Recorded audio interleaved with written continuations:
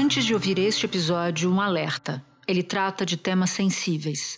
Se você ou alguém que você conhece estiver precisando de ajuda, procure o CVV, o Centro de Valorização da Vida, pelo número de telefone 188. O atendimento é gratuito e funciona 24 horas.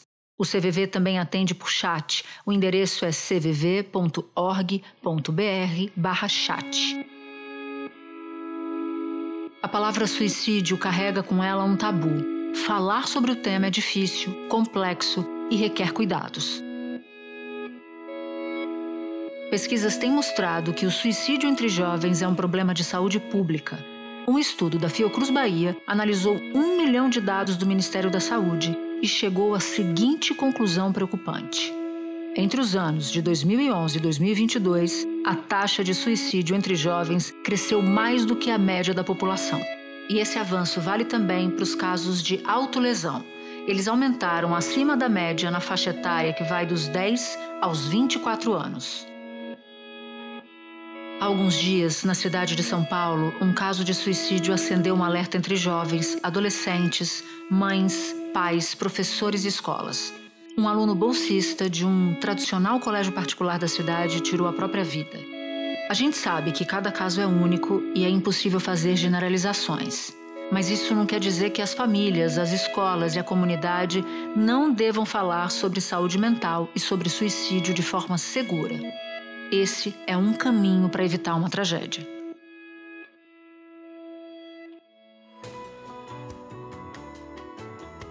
Da redação do G1, eu sou Natuza Neri e o assunto hoje é o aumento de suicídio entre crianças e adolescentes. Como adultos e escolas devem abordar o tema e como proteger a saúde mental dos mais jovens. Meu convidado é o psiquiatra Pedro Pan, professor e pesquisador da Universidade Federal de São Paulo e conselheiro do Instituto Ame Sua Mente. Segunda-feira, 26 de agosto.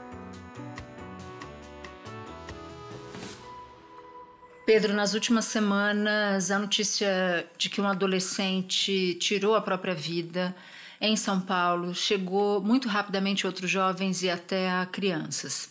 Como é que é possível falar sobre um assunto tão delicado, tão devastador, para que seja discutido dentro da escola ou até mesmo em casa? Quando acontece uma situação assim, existe todo um método, uma maneira de comunicar, tanto as pessoas que estão mais diretamente envolvidas, que a gente vai chamar de sobreviventes, enlutados por suicídio, quanto a comunidade, e a sociedade como um todo.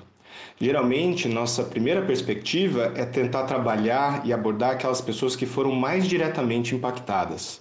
Para conversar com essas pessoas, sejam crianças, a gente começa preparando as pessoas que estão mais próximas, como a própria escola, os educadores e a família, os pais. Então, as primeiras conversas, elas tipicamente acontecem com os pais e com os professores, que também estão ali, de alguma forma, todos impactados diretamente pelo luto. Nessa primeira conversa, a ideia é escutar, dar um acolhimento, e comunicar de uma maneira muito clara, sem rodeios, o que aconteceu. E esse é o tipo de comunicação que a gente vai também manter para os jovens, os adolescentes ou mesmo as crianças. Nessa perspectiva, é interessante começar uma conversa escutando, perguntando para aquele jovem ou para aquela adolescente o que ela está sabendo, o que foi falado, porque a partir daí você entende exatamente o nível do que se sabe, do que aquela criança ou aquele jovem sabe, e você também consegue entender qual é o vocabulário que está sendo usado. O tipo de comunicação pode então ser mais calibrada de acordo ao entendimento daquela criança ou daquele jovem sobre o que aconteceu. E aí, num segundo momento, a partir dessa informação, conversar, falar diretamente sobre o que aconteceu. Sempre com a perspectiva, com a ideia de que a gente está ali para dar acolhimento, entender como a situação afetou aquela criança ou aquele jovem e também identificar vulnerabilidades, se de repente há algum tipo de sintoma ou se há algum tipo de sofrimento diferente daqueles que a gente já conhecia. Tem mães e pais que não querem falar sobre o assunto porque acham que isso pode estimular o seu filho ou seus filhos. O que se diz para esses pais? Tipicamente, a conversa começa com os pais e a informação também nessa troca de escutar os pais, entender quais são os medos, quais são as resistências. O que nós sabemos hoje é que nós devemos falar. A gente fica com essa ideia, né, de que vai controlar a informação e na prática, mesmo para os mais novos, a gente sabe que isso é muito difícil ou impossível. O jovem, ele tem algo que a gente chama de contágio emocional. Ele consegue contaminar o ambiente de uma forma muito rápida. Mas é claro que não é em qualquer adolescente que isso vai acontecer. São adolescentes que muito provavelmente têm uma suscetibilidade prévia, uma fragilidade do ponto de vista emocional. No grupo, esse sofrimento pode se potencializar e os comportamentos se repetirem. Pelas redes sociais, pela forma como os grupos sociais, as turmas na escola, hoje, né, a disseminação dessas informações ela é muito rápida. Então, o que a gente precisa fazer é entender que essa informação vai chegar, mas dar um espaço de conversa com uma comunicação que a gente possa planejar e trazer de uma forma mais cuidadosa. Então, não falar é uma estratégia que o pai pode, todos os pais, né, têm a autonomia de escolher como eles vão lidar com uma situação tão difícil assim, né, com sua própria família, com seus próprios filhos e filhas, mas a gente sempre orienta a fazer essa comunicação. Tipicamente, evitar entrar em contato com isso gera uma coisa que a gente evita ao máximo, que é estigma, é preconceito, é tabu. E no limite, é muito difícil evitar que essas informações hoje cheguem para os nossos jovens, para nossas crianças.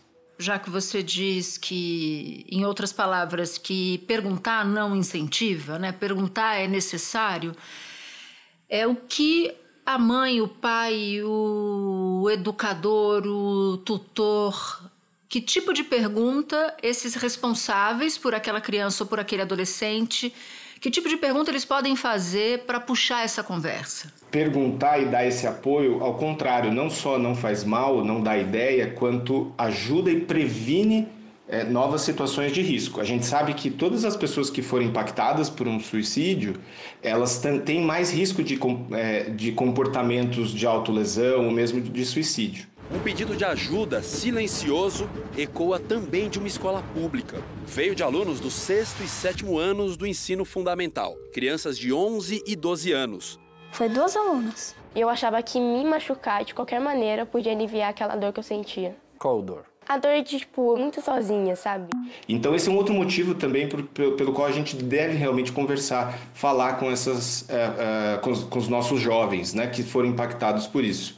Então, nesse sentido, a ideia é conversar a partir da experiência daquele jovem. Então, como está sendo isso para você? Né? O que você entendeu que aconteceu? Né? Quais são os sentimentos que isso trouxe? E eu não sentia vontade de trabalhar, eu não sentia prazer em fazer as coisas que eu gostava, ouvir uma música, ver uma série, fazer absolutamente nada.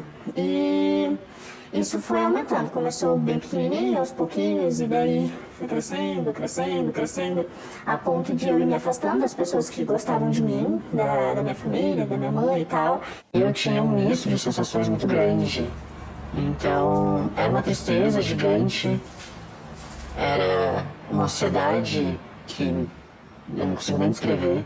Então tentar trazer a vivência emocional daquele momento e daquele jovem. E a partir daí construir um entendimento sobre o que aconteceu.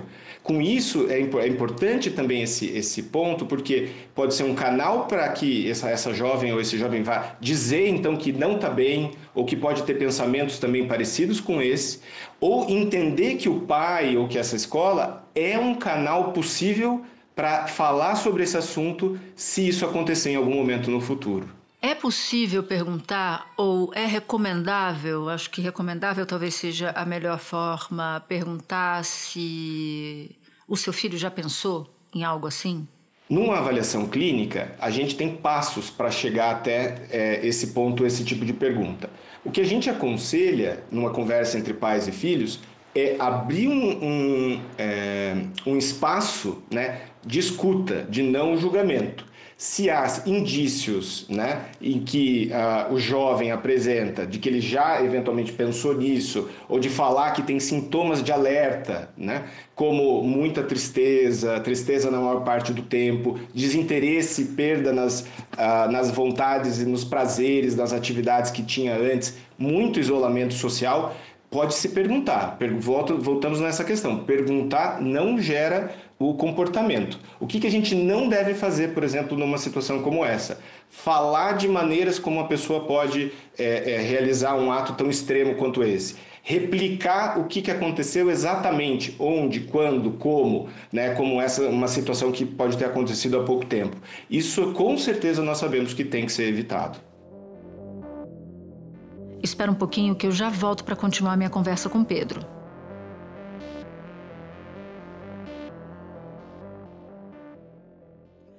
A gente ouviu na abertura do episódio e falamos um pouco sobre o crescimento das taxas de suicídio entre os mais jovens. E eu queria tentar entender o que a comunidade científica, Pedro, diz a respeito. Como é que se explica nas universidades, nas pesquisas, esse crescimento? Então, acho que o primeiro ponto é entender, e essa é uma parte da comunicação que a gente faz, seja com os jovens, seja com os pais, a própria escola e a sociedade de uma forma geral, que o comportamento suicida, ele é um comportamento que vem de múltiplas causas, não tem nunca uma causa única. Ele pode ter um gatilho, um fator precipitante, como uma situação de violência, um trauma, um bullying. E esse sofrimento vem de onde? Vem de muitos fatores. Vem de situações da vida, vem de pensamentos internos, sintomas que às vezes apareceu no nosso corpo devido a coisas que nos incomodaram muito e que a gente não consegue ver. É diferente no corpo, né? Fica vermelho, fica roxo, se ficar preto a gente começa a prestar mais atenção. Na nossa cabeça muitas vezes a gente vai acumulando tantos ferimentos que vai quebrando por dentro e a gente precisa de buscar um tratamento, de buscar ajuda. Quando esse sofrimento se acumula tanto, faz com que às vezes as pessoas visualizem buscar a morte como uma solução. Mas ele nunca é trazido de uma forma única. E aí, nessa perspectiva, a gente tem elementos que são da própria pessoa, né? E também elementos externos, né? Do ambiente, da sociedade, da maneira como ela se relaciona com esse entorno. Se a gente for pensar fatores associados a um possível aumento, né? O aumento não é possível, perdão, o aumento está bem documentado, infelizmente, bem nessas faixas etárias dos adolescentes e pré-adolescentes. Isso está bem demonstrado, inclusive, aqui no nosso Brasil, com números que podem, inclusive, estar subestimados. Porque para suicídio, muitas vezes, a gente faz menos relato do que realmente acontece, né? Infelizmente, isso acontece do ponto de vista epidemiológico. Mas você pode ter desde elementos muito estruturais, por exemplo, como uma situação de abandono, negligência emocional, ou mesmo de carência extrema, né, do ponto de vista material, financeiro. A gente sabe que crises econômicas já foram associadas a maiores taxas de suicídio. A gente pode estar associado, por exemplo, a algum tipo de preconceito. A gente sabe que minorias estão mais em risco de apresentar um comportamento suicida ou mesmo uma situação de suicídio. Então, a gente sabe, né, o povo indígena, a população LGBTQIA+, então são todos pessoas que estão por algum motivo e que isso pode estar afetando, né, essas pessoas mais jovens que conseguem, por exemplo, falar mais sobre isso, sobre a questão da sexualidade, e pode estar gerando situações de maior preconceito e vitimização para esses jovens, né? Agora, tem sem dúvida características individuais, né? O suicídio muitas vezes está associado com transtorno mental, quer dizer, algum problema de doença mental, algum transtorno mental como depressão, quadros até mais graves como bipolaridade, que na maior parte das vezes não foram identificados ou não foram identificados e tratados da melhor maneira que hoje a gente pode apresentar com os dados científicos que a gente tem. O número de crianças e adolescentes atendidos no SUS com transtornos de ansiedade, olha só, passou a ser maior do que o de adultos. São vários os motivos para esse aumento. E um dos principais é um hábito aparentemente normal: o uso excessivo das telas. Em 2023, a taxa de pacientes de 10 a 14 anos foi de 125,8 a cada 100 mil e a de adolescentes de 157. Já entre pessoas com mais de 20 anos, a taxa foi de 112,5 a cada 100 mil. Então, mesmo com o avanço, a diminuição do preconceito, a gente tem estudo nosso brasileiro dizendo que somente 1 em cada 5 crianças que têm um transtorno mental recebeu algum tipo de tratamento até os 12 anos. Então, esse é um tipo de dado que não é até tão diferente assim do dado lá de fora, mas para a gente chama muita atenção, né? Que são fatores que são preveníveis, né? A gente quer sempre tentar achar fatores que a gente possa influenciar. Então, a violência, o bullying dentro das escolas, todos são fatores, né? Quer dizer, o tratamento adequado de um quadro de um problema de saúde mental, todos esses são fatores que, se tratados, podem diminuir e prevenir um quadro tão trágico aí como por exemplo, um episódio de suicídio num jovem. Pedro, a gente sabe que a impulsividade é um traço muito característico da adolescência, então, à luz disso, queria muito o seu olhar sobre um adolescente, por exemplo, sem histórico de condições psiquiátricas. Sim, isso é possível, não é o mais comum, né? A gente tem estudos que mostram, né, que a prevalência desses quadros psiquiátricos ou de algum problema de saúde mental é bastante alta. Mas isso pode acontecer, e se a gente pensar do ponto de vista até do desenvolvimento cerebral, né, a adolescência é um período muito único, em que o cérebro está montado para buscar novidades, querer recompensas, se expor a situações. E, ao mesmo tempo, a gente tem ainda em desenvolvimento aquela nossa característica de controle inibitório, né, de controle cognitivo. Então, é interessante porque nessa faixa etária a gente tem, né, uma condição para maior impulsividade, e é só a gente pensar no comportamento típico de um adolescente. Então, uma maior impulsividade já nesse momento do desenvolvimento, né, alguém que tem uma maior impulsividade nesse momento da adolescência em que já é marcado por impulsividade, pode levar, sim, a atos extremos. É importante identificar comportamentos impulsivos prévios, mas é importante trazer um dos elementos que está, assim, é um sintoma depressivo, mas muitas vezes ele está associado, nem sempre num quadro depressivo, com o comportamento de autolesão ou de suicídio, que é a sensação de não ter saída. A sensação de desesperança completa ou a sensação de estar, digamos assim, encurralado, né? Então, essa perspectiva, assim, olha, não tem outro caminho, é um fator de risco importante que a gente deve cuidar e deve levar em consideração quando a gente escuta uma perspectiva, por exemplo, de um adolescente passando por uma situação difícil de vida. Isso porque o suicídio ele é muito marcado pela ambivalência entre a busca da morte como uma forma de acabar com o sofrimento ou o desejo por socorro, é isso? Exatamente. Então esse é um outro ponto também que acho que entender essa perspectiva, Natuza, ajuda a gente a diminuir um pouco de preconceitos, assim, né? De que toda pessoa que realmente queria conseguir ou que isso é falta de coragem, ou às vezes até uma leitura contrária de que a pessoa tem que ser extremamente corajosa para conseguir fazer. Na prática, a gente sabe que a menor parte dos comportamentos suicidas são altamente planejados, altamente antecipados. Por isso que intervenções como essa, às vezes, de poder ter um contato com uma pessoa, ligar para uma linha de ajuda, falar com alguma pessoa da rede de suporte, já muitas vezes é muito eficaz para evitar um comportamento mais impulsivo. Em linhas gerais, isso não é, evidentemente, a gente não tem número para mostrar isso, mas o que eu estou entendendo é que você está dizendo que o pré-adolescente, o adolescente em desesperança, ele acaba dando sinais.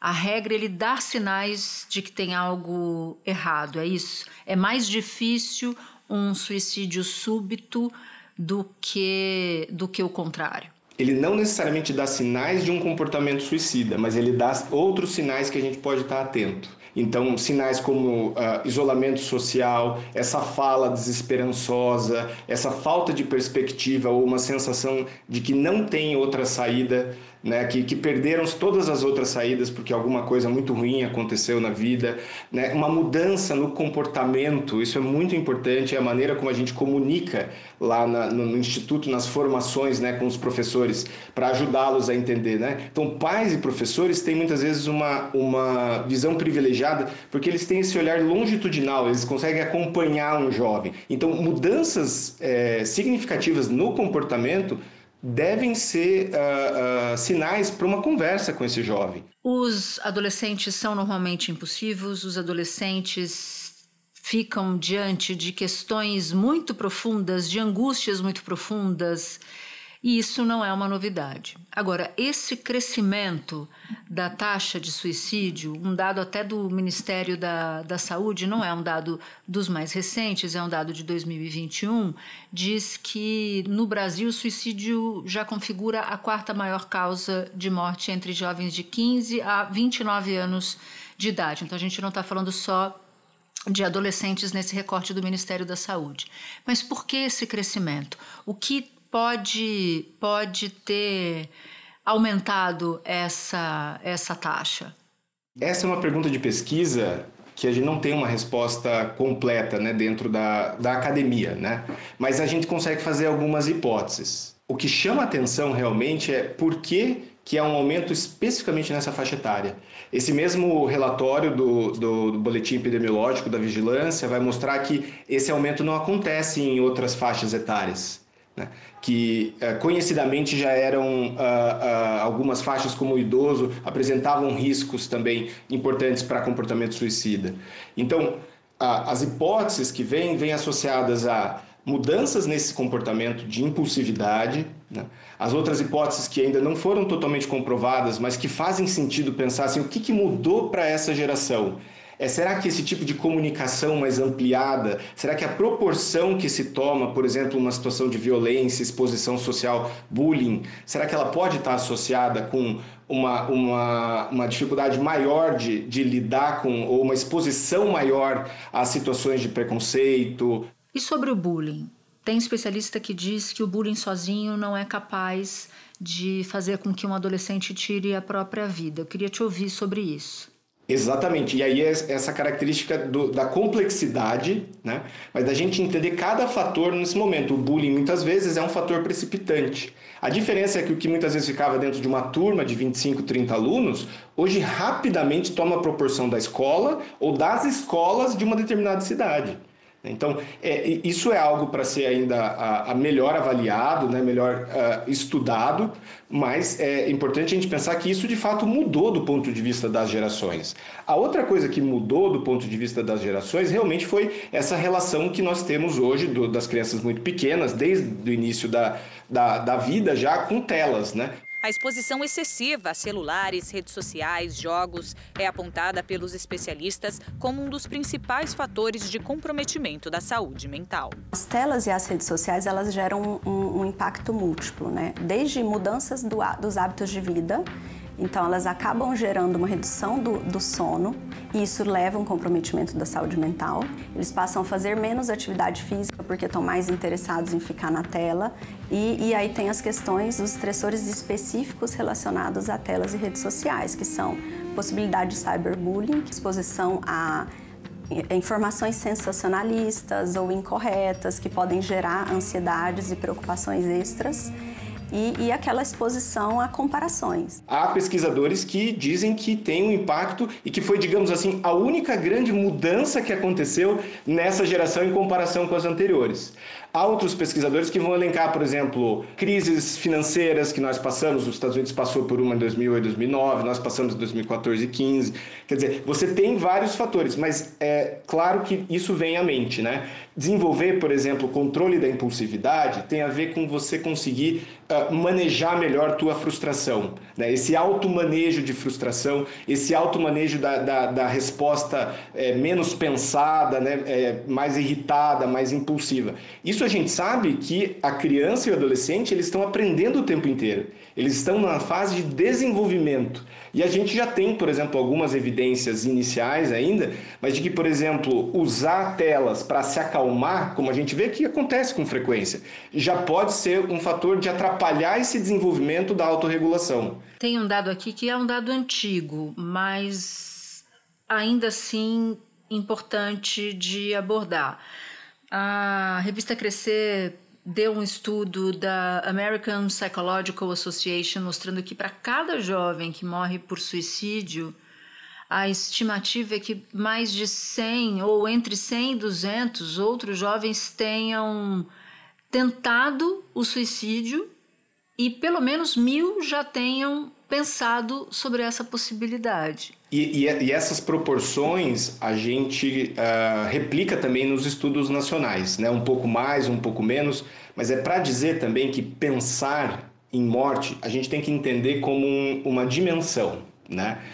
Que no extremo não tem dúvida, que tem aquela ideia né, muito rígida de que nada mais vale a pena, de que realmente o caminho é esse, né? Esse caminho mais extremo. Mas a gente tem, por exemplo, momentos, né, em que é mais comum isso acontecer com o próprio jovem, de eventualmente pensar que desse jeito assim, era melhor hoje não existir.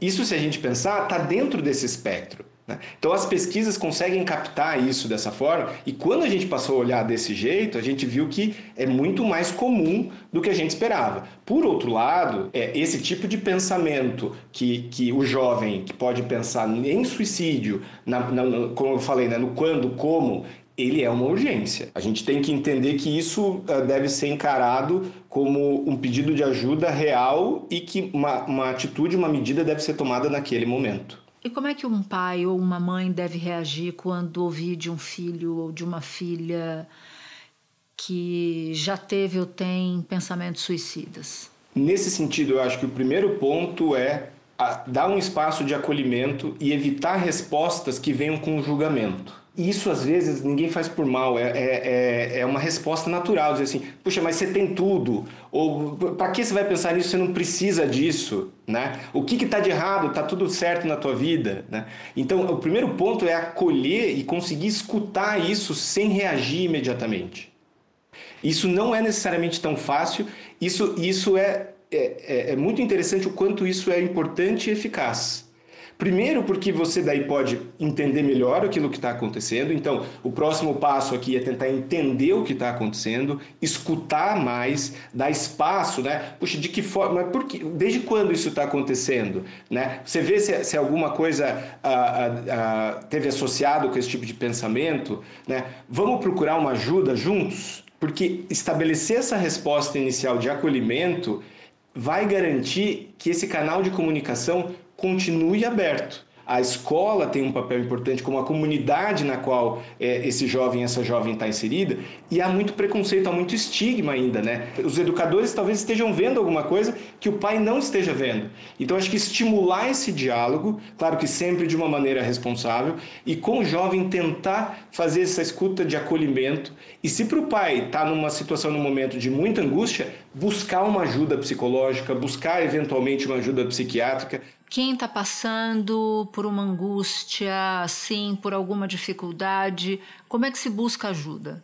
Esse comportamento de buscar ajuda, muitas vezes, é um ato de prevenção clara de um comportamento grave de suicídio.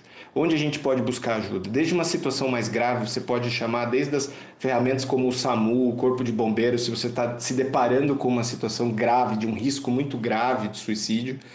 Eu acho importante comentar também que a gente tem canais abertos que estão prontos para escutar, receber, acolher essas pessoas, como no Brasil a gente tem o CVV. É um trabalho de apoio emocional, funciona 24 horas, através do telefone 188, e também pode ser acessado pelo site, onde temos o chat e o e-mail. O e-mail, quem quiser escrever, é apoioemocional@cvv.org.br. Em torno de 48 horas a gente responde. Temos voluntários, cerca de 3.500 voluntários pelo Brasil todo. E estamos disponíveis 24 horas. Quem precisar, quem estiver em sofrimento, o que a gente faz é acolher as pessoas que estão em sofrimento e não tem com quem compartilhar aquela dor naquele momento. Então, o CVV hoje não é só mais via ligação, você tem outros caminhos de acesso, como o próprio texto, às vezes maneiras que se encaixam melhor, né, com os jovens ou com as famílias.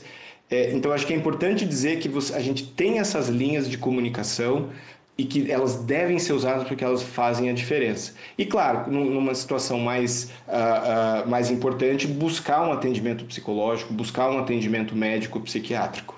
Pedro, eu te agradeço muito por topar conversar com a gente. De novo, é um assunto difícil para adolescentes, para jovens e também é difícil para os pais, né? Então, foi bom ter ouvido você porque a gente pôde entender melhor do quanto a gente precisa falar sobre o tema com os nossos filhos. Muito obrigada por ter topado. Um bom trabalho para você. Obrigado, eu que agradeço a oportunidade. Esse episódio usou um áudio da TV Cultura. Para você que ouviu o episódio até aqui, eu vou te fazer um convite. Participar do canal do G1 no WhatsApp. Por lá você pode ativar as notificações e receber as principais notícias do dia direto no seu celular. Este foi o Assunto, podcast diário disponível no G1, no YouTube ou na sua plataforma de áudio preferida. Comigo na equipe do Assunto estão Mônica Mariotti, Amanda Polato, Carol Lorenzetti, Luiz Felipe Silva, Tiago Kazuroski e Gabriel de Campos. Neste episódio colaborou também Sara Rezende. Eu sou Natuzaneri e fico por aqui. Até o próximo assunto.